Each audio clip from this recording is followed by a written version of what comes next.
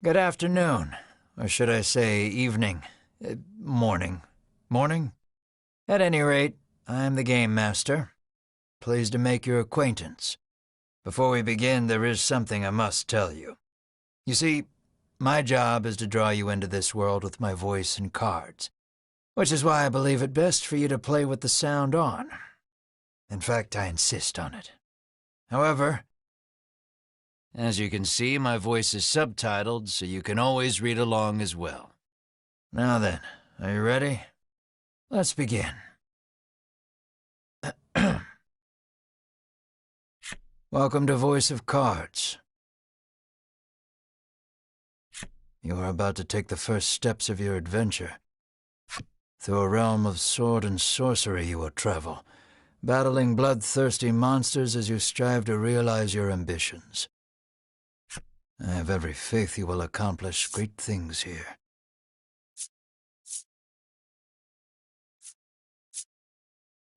I am merely a witness to your exploits. Now then, your departure draws nigh. May your journey be a safe one.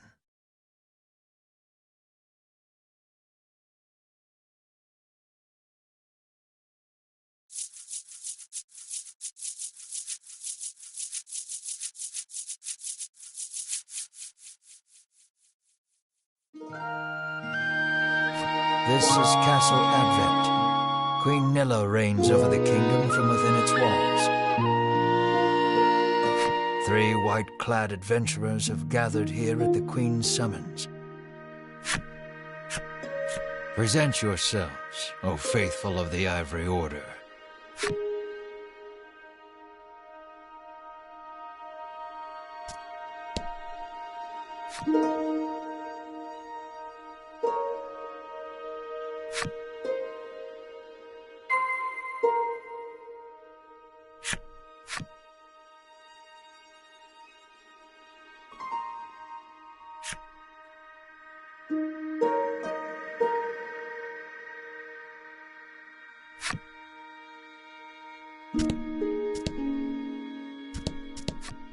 I am one of the guards charged with the castle's protection. I take not a single step from my post. I am one of the guards charged with the castle's protection. None shall pass me without permission. You cannot leave. Present yourself to the Queen at once.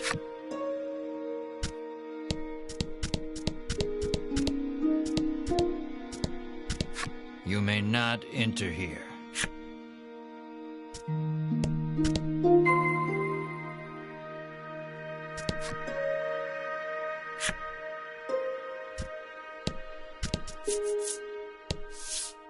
From upon her throne, the Queen regards the adventurers. So you are disciples of the Order. The youngest of the 3 steps forward. She holds herself with well-born grace. I am Winifred of the Ivory Order, Your Majesty, she says. I lead this fellowship. She bows, glancing to her 2 companions.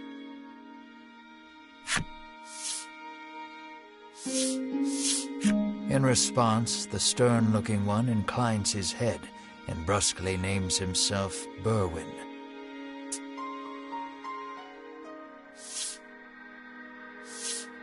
The older man is the picture of courtesy as he genuflects and introduces himself as Hedwin.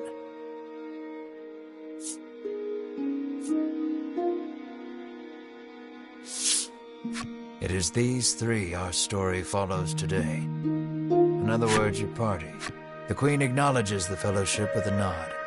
In a soft voice, she explains her errand. Someone has stolen the royal treasure. I bid you reclaim it.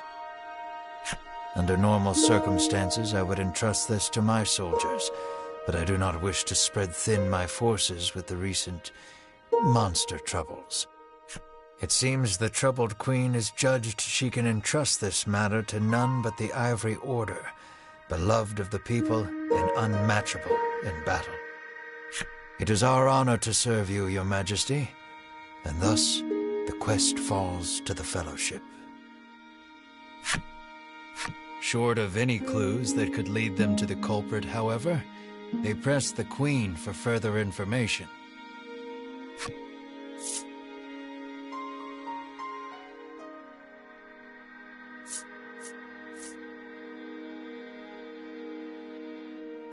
Usually, one would expect recompense for this sort of undertaking. As demanding a reward would go against the tenets of the Ivory Order, you hold your tongue. The Queen, however, has already said she will reward the Fellowship with whatever they desire. It seems the royal treasure is just that important.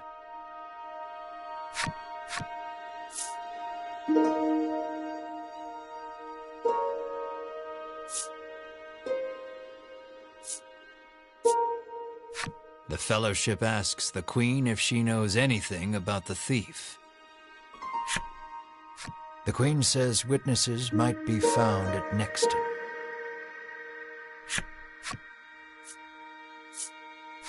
The Fellowship asks the Queen what the royal treasure is.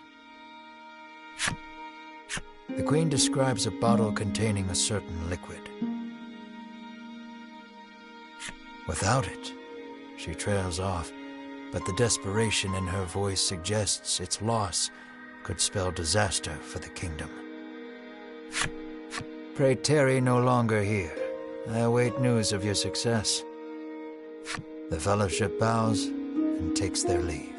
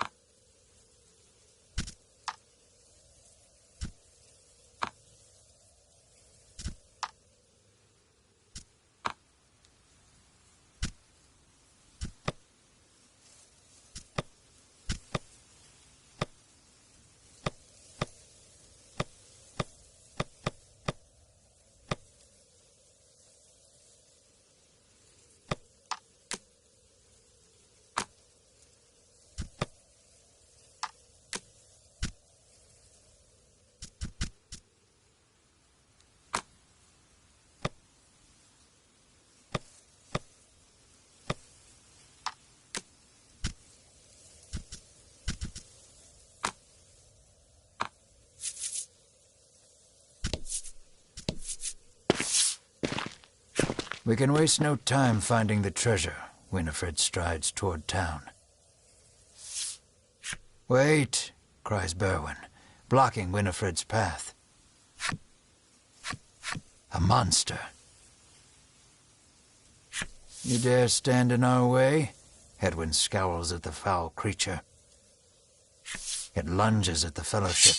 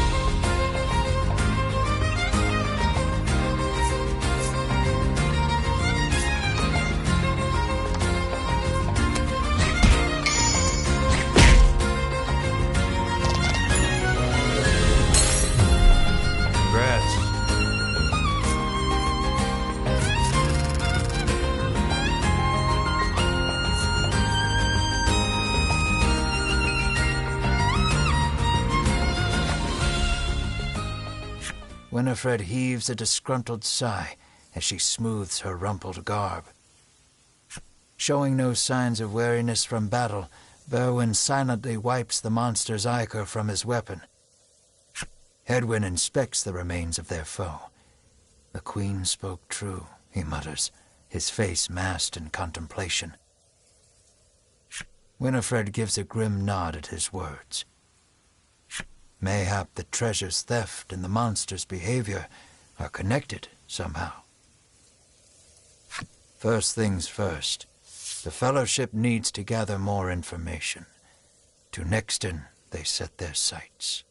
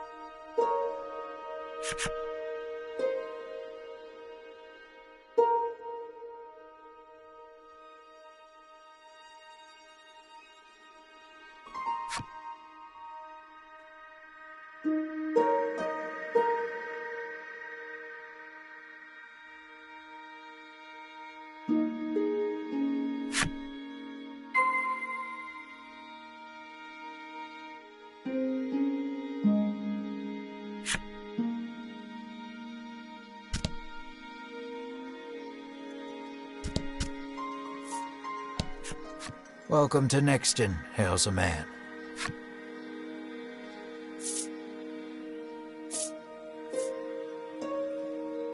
The man doesn't respond to any question except to parrot back his original greeting.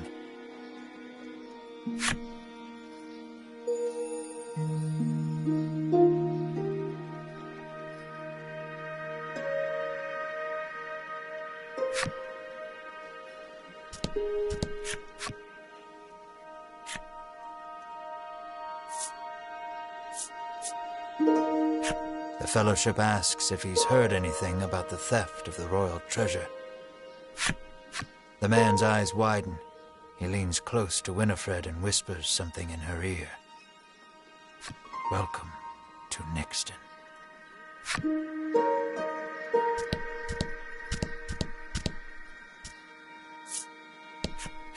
I'm too scared to leave town with all those monsters out there, the woman sighs.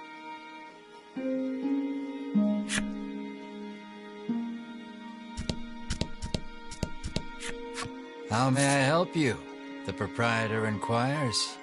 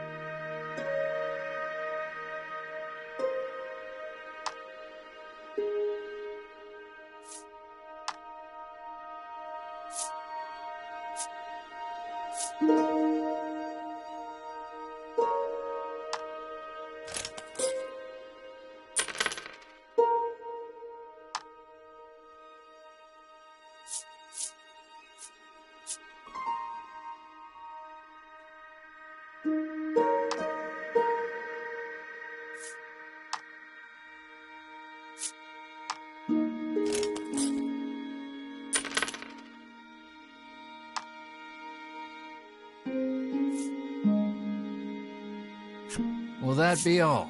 The proprietor asks.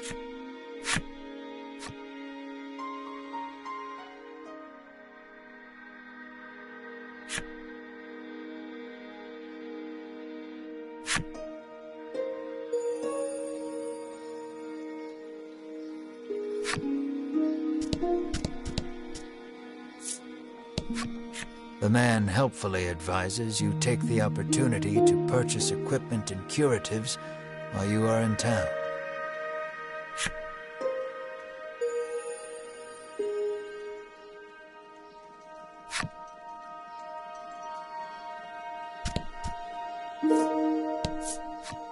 A woman sits hunched over by the side of the road.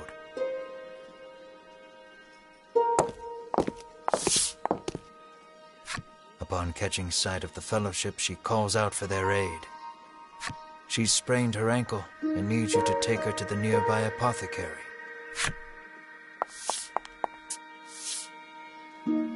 Winifred rushes to her and helps her up.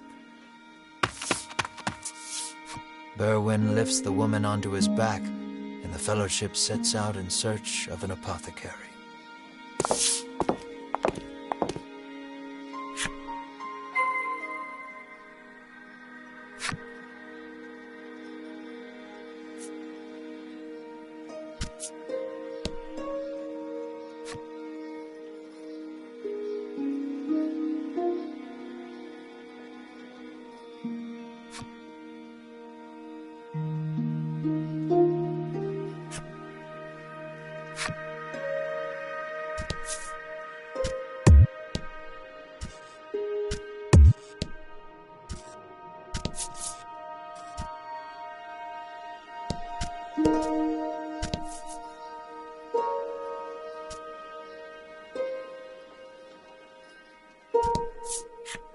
The man claims he saw a suspicious someone leaving the castle grounds carrying what looked to be a medicine bottle.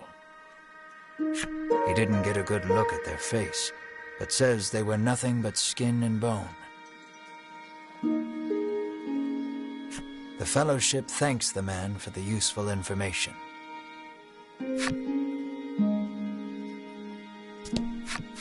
How may I help you? The proprietress inquires.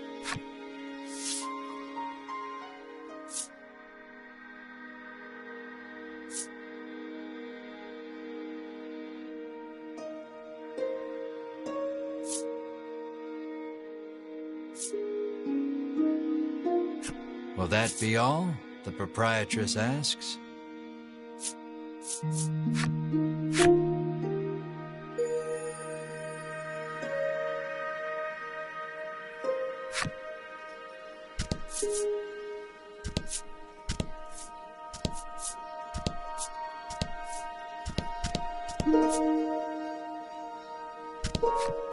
Apparently, there's a monster lurking around the outskirts of town stealing medicine, and only medicine. Rumors claim the monster fled to the west.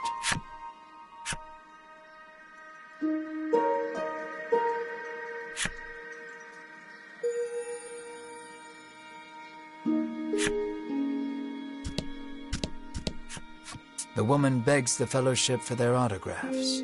She seems to greatly admire the Order. I know there's nothing to worry about with disciples of the Order here, she says, relief flooding her features. Upon asking, the woman says she was attacked by a monster outside of town. A strange creature, she says, nothing but bones, and it clutched a bottle of medicine as if its life depended on it.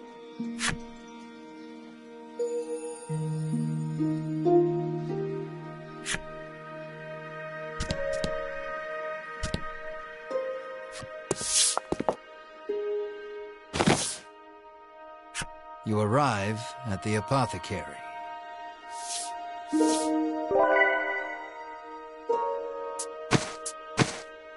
After taking a curative, the woman begins hopping up and down. Nothing holds a candle to Ivory Order medicine, she beams. She turns to the Fellowship, her eyes widening in surprise.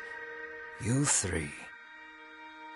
It seems she's only now realized the Fellowship are disciples of the Ivory Order. The woman takes each of their hands in turn, thanking them for their service. The Ivory Order is famous for providing medical supplies throughout the realm, and indeed the wider world. Every smile the Order brings to someone's face makes Winifred proud to be a disciple.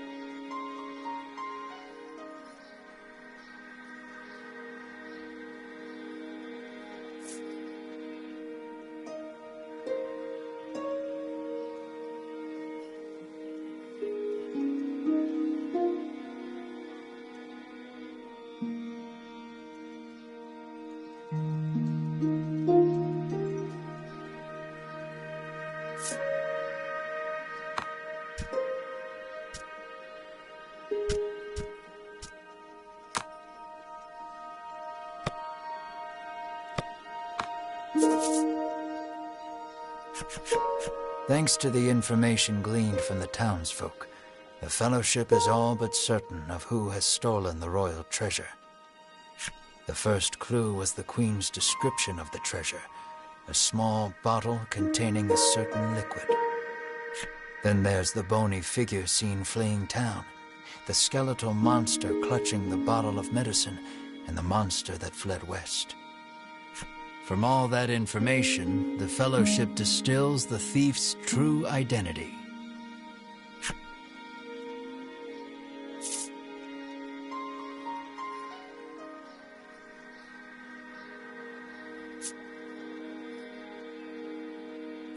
Realization strikes Winifred. I know who our thief is. The monster made of bones, Hedwyn interjects. The one that fled west. Berwin nods in agreement, as if to say, another sage pronouncement from the great and wise Hedwyn.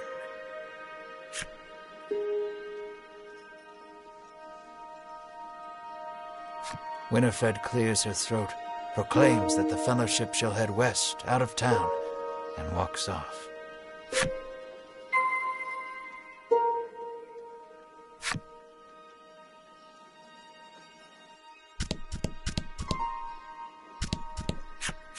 You make your way to the inn, where you're greeted with a hearty hello by the owner. You're from the Ivory Order, aren't you? Thanks to a royal decree, you're allowed to stay the night for free, and you're not about to refuse such hospitality.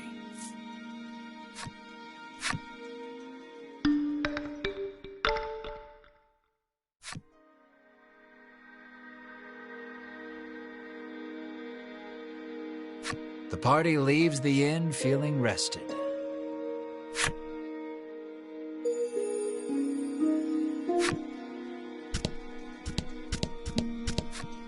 An innocent-looking young boy accosts the Fellowship. Want to play a game with me? He asks expectantly. In this parlor, you can play cards. The child rambles on, wheedling you. I'll give you this if you play with me.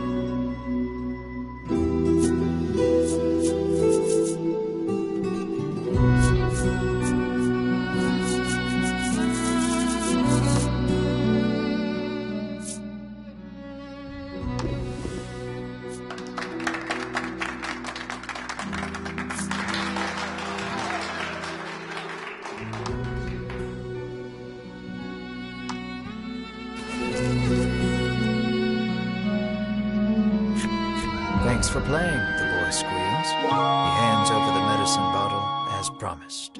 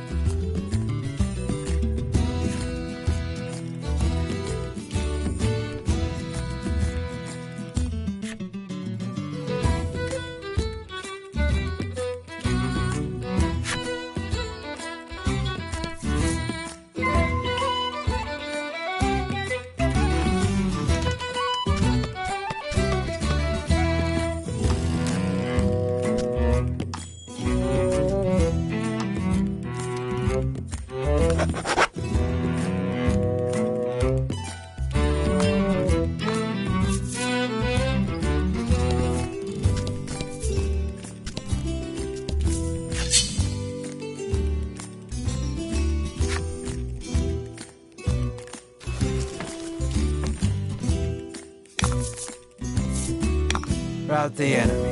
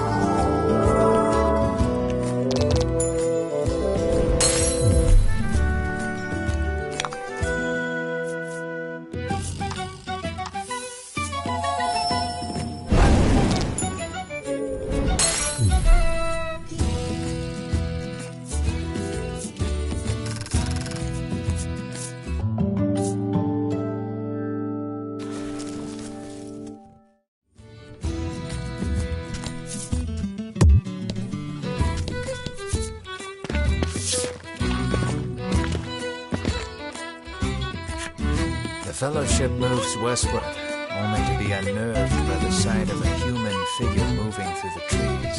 The presence of large packs suggests a traveler.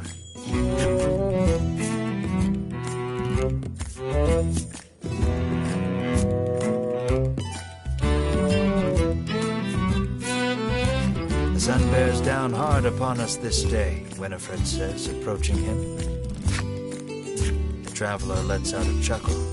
Indeed, I've just been swimming in the sea to the west, and perhaps he is heading east.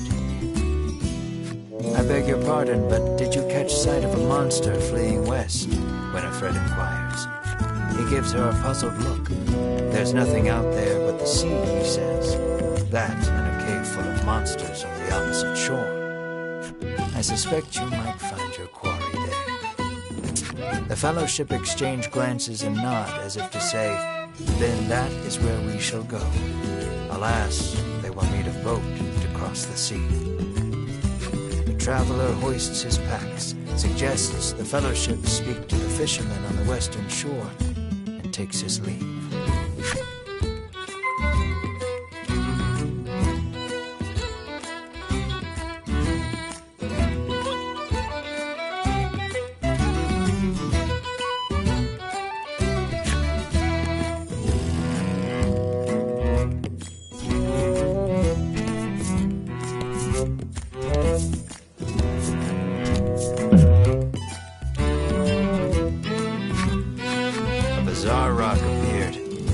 Seems primed to explode.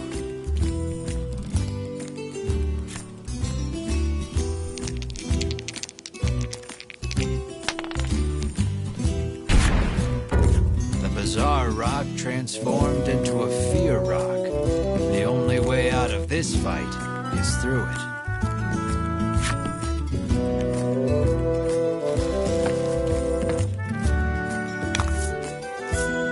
Don't hold back.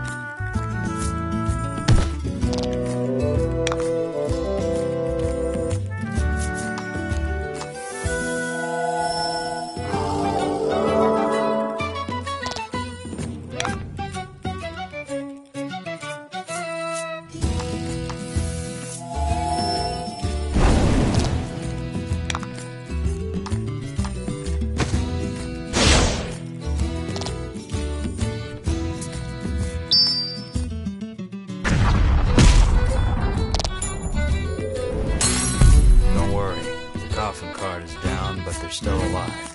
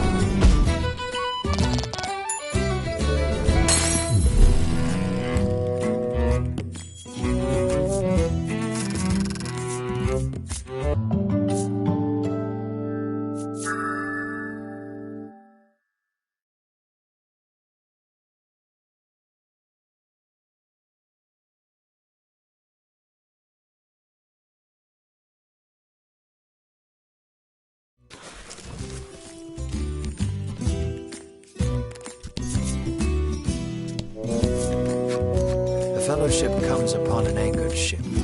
Close by, a fisherman of exquisite physique hauls a net out of the water, his muscles rippling. This is no time for lustful reverie.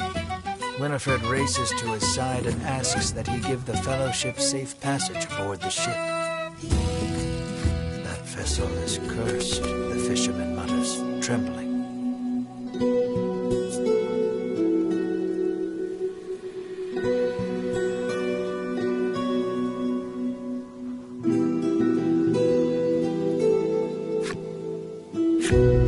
Night after night, it leaves port without a soul aboard, headed I know not where. Come morning, it is once again anchored here. This, to the fisherman's mind, is the result of a curse. His head drops into his hands. With but a single dispeller, I am certain I can lift it and sail away.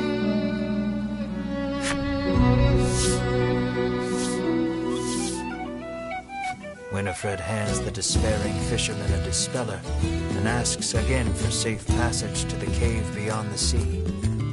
The fisherman snatches up the concoction, so delighted that his pectoral muscles begin twitching. The fellowship politely ignores this fact. He opens the bottle and proceeds to douse the ship.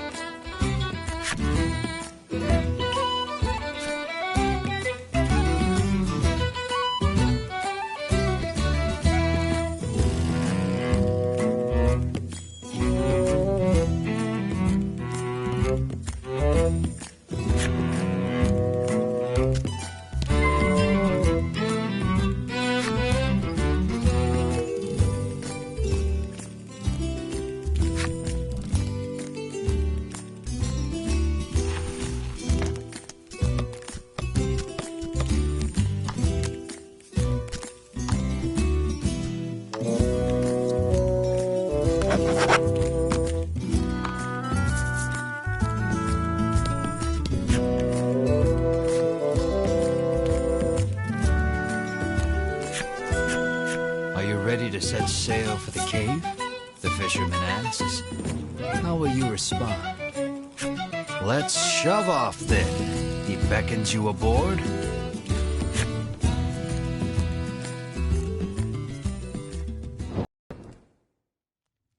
The fellowship arrives at the mouth of a dank cave, its damp, rocky expanse threatening to swallow them. Monsters could come pouring out at any moment. The fisherman has anchored the ship in the cove. Come back here when you're ready to return to the mainland, he says.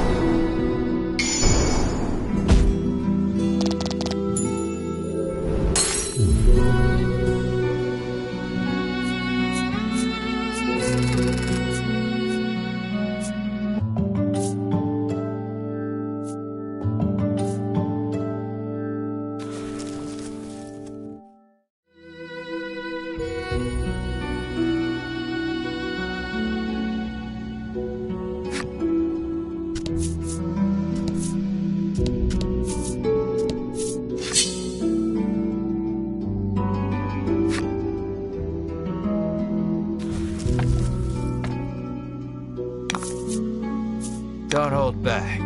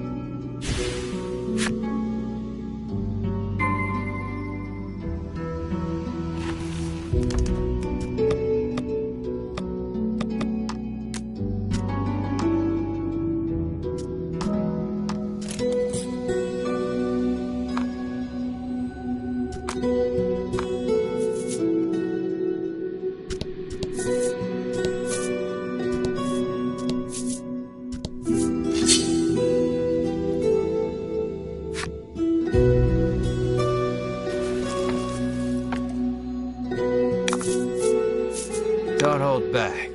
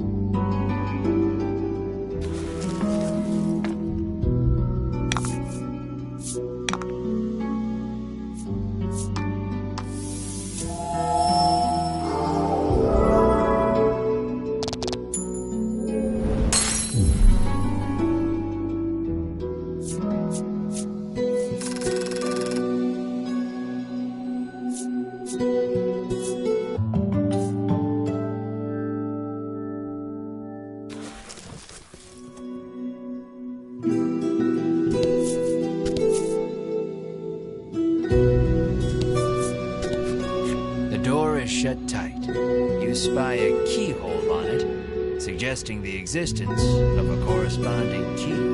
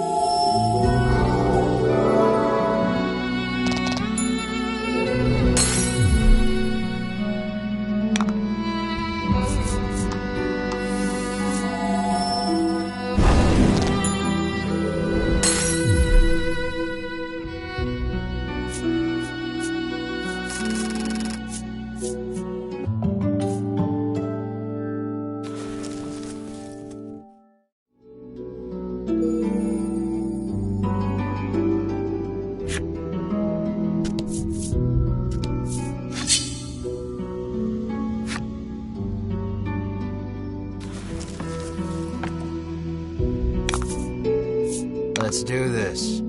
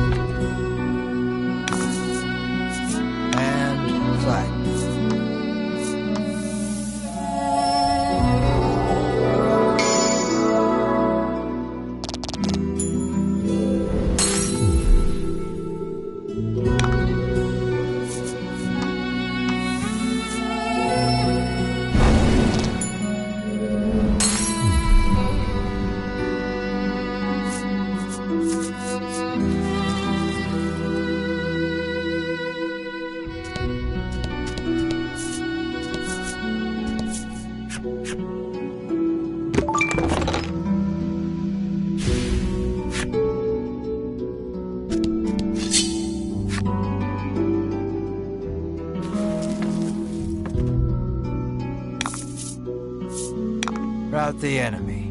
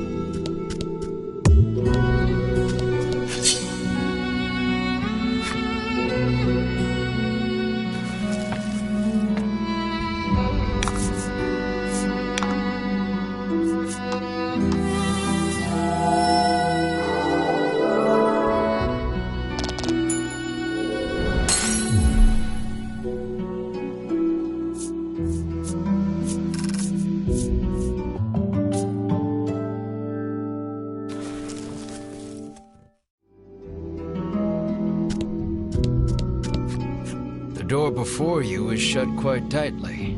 It appears to have a keyhole. The simple key may be of use here.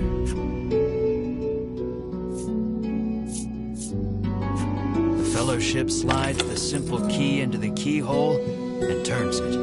The lock opens with a thunk.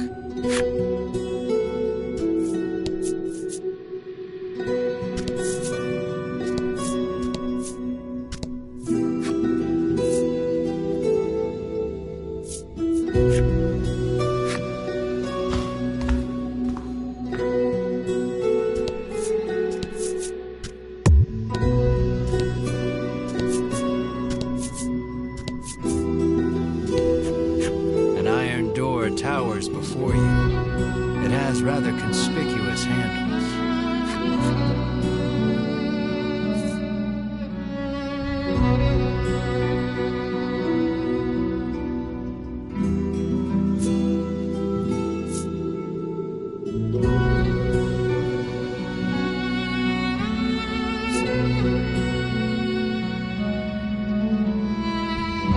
Berwin pulls on the massive handles with all his might.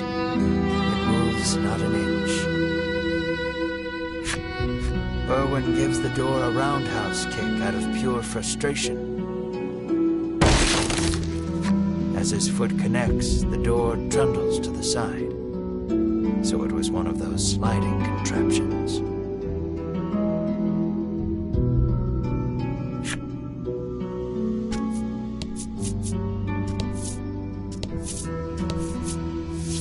Something leaps out at the Fellowship from the darkness.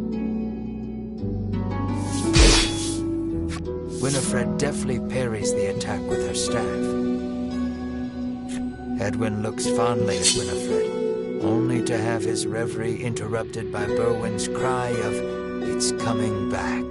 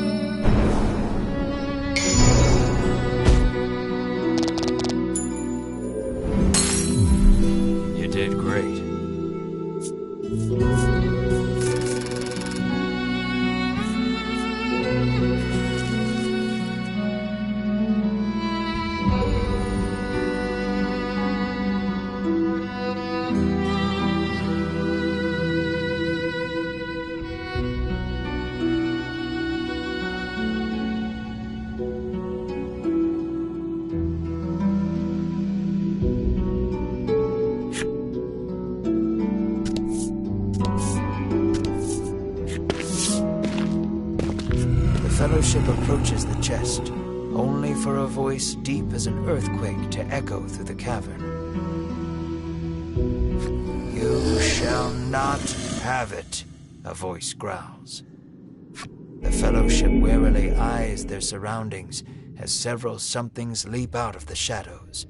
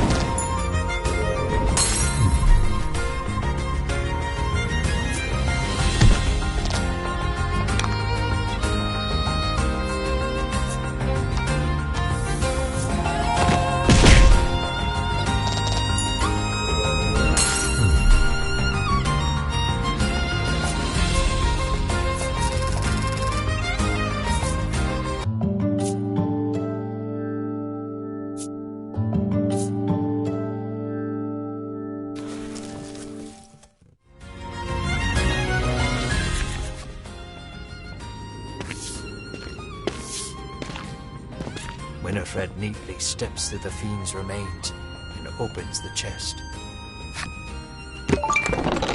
Inside is what appears for all the world to be an ordinary medicine bottle. At last, the royal treasure is in safe hands once more, Hedwig sighs. Winifred and Berwin nod in agreement.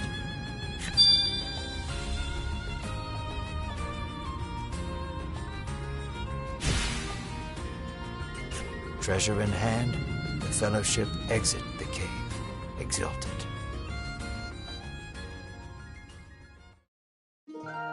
In time, the Fellowship find themselves before the Queen once more.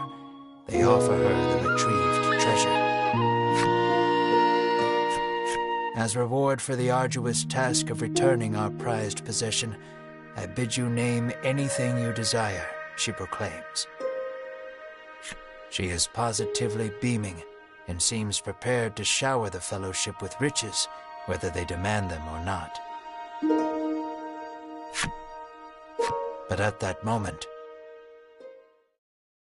a massive roar, the likes of which had never been heard before, shakes the entire castle. As the roar recedes, one of the royal guard, pale as a sheet, bursts into the royal hall. He struggles to gather his breath. Just now, over the castle, a dragon, he pants to Queen Nilla. A dragon. So the great evil has returned. Queen Nilla turns her gaze to the sky, dumbfounded.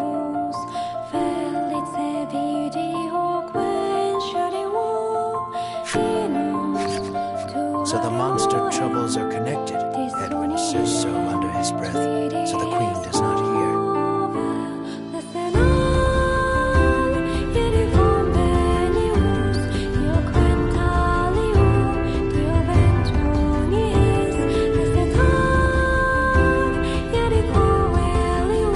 A profound silence settles over the royal hall. The battleship stand tall, unflinching.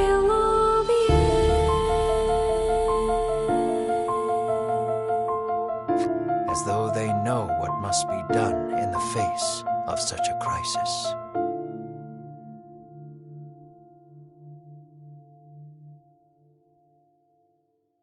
What will become of the land now that the dragon has returned? I'm afraid that we'll have to wait. We're all out of time for this portion of the adventure. Don't you worry. We'll continue the tale another time. I look forward to our next session. Until then, I bid you good day. Farewell, friend.